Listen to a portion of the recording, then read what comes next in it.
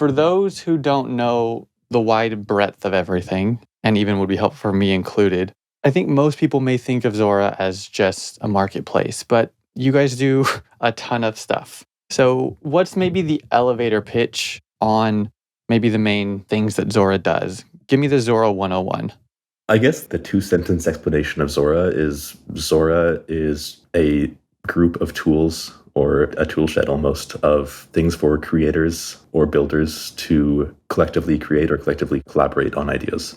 So I think like one of the main verbs we've started to use internally is just the power of imagination and bringing imagination on chain.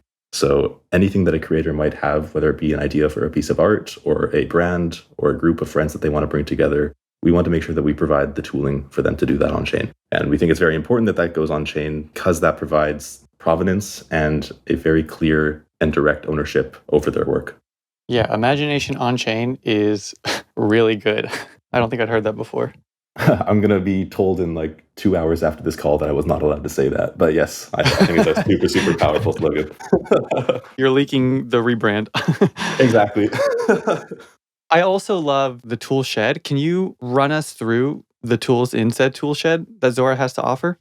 Yeah, for sure. I mean, I think it originally started with just our NFT protocol, which was this idea of embedding a market directly into every NFT so they wouldn't have to rely on OpenSea or Rarible of the world. NFTs could just exist as their own standalone markets. So it'd be an artwork and a market underneath that artwork. That was the original tool that we had built. Then we moved on to a thing called the Auction House, which was just a way for any NFT to be auctioned off. That was super powerful for us. Then we had just moved into a full-on marketplace and embraced the fact that we were buying and selling NFTs or helping people buy and sell their own NFTs.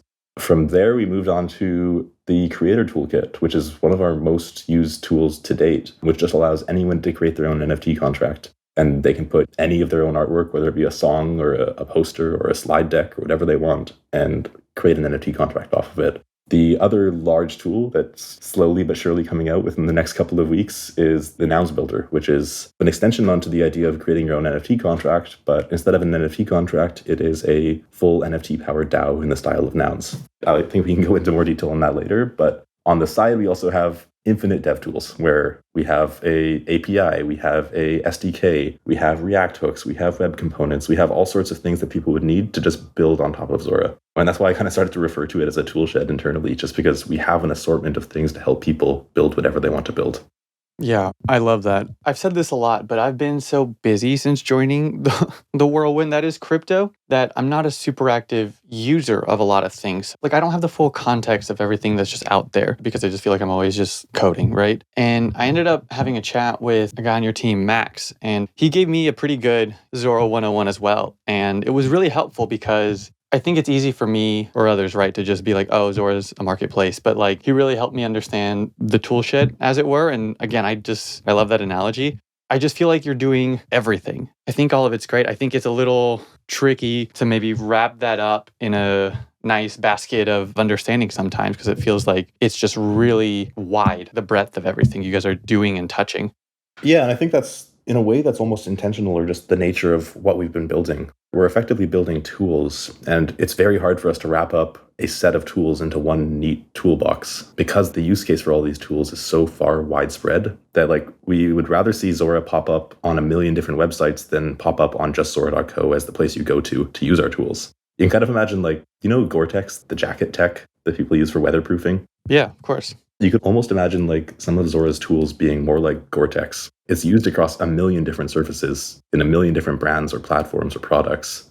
And it's just a tool underneath the hood. It doesn't really have one single place to go to be used. It's kind of meant to be ubiquitous around all of crypto.